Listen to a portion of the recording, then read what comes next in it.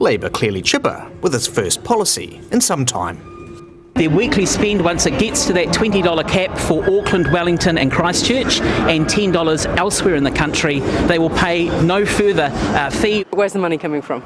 She's not the only one asking. Where is the money coming from?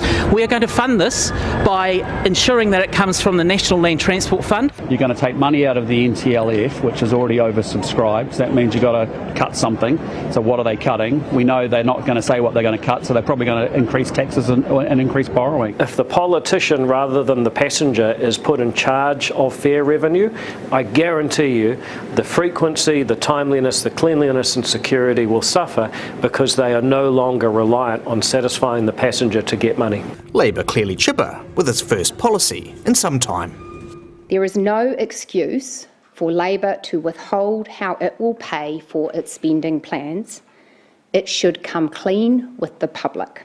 Labor claimed this week that its proposal to cap public transport fares at $20 a week would save people an average of $1,200 a year for a total cost of $65 million a year. Well, as has been pointed out by some of your colleagues, that simply cannot be true. I am happy to give Mr. Utakiri a calculator to work this out. If he requires one, I'll send it over.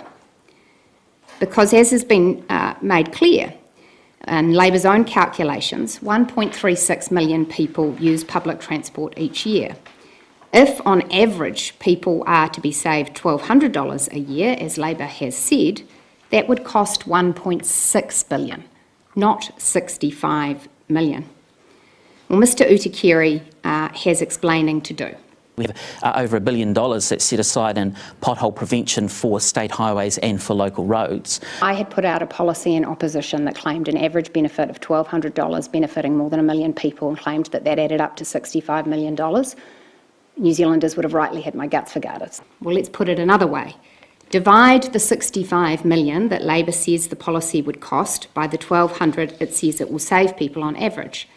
The hundreds of thousands of people Chris Hipkins says will benefit from the scheme rapidly evaporates and turns out to be just 54,000. New Zealanders have been here before.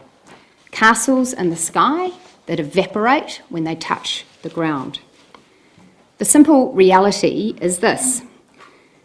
The New Zealand government can't continually borrow to fund uncosted election promises.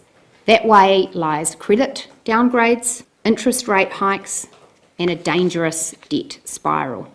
Labor clearly chipper with its first policy in some time.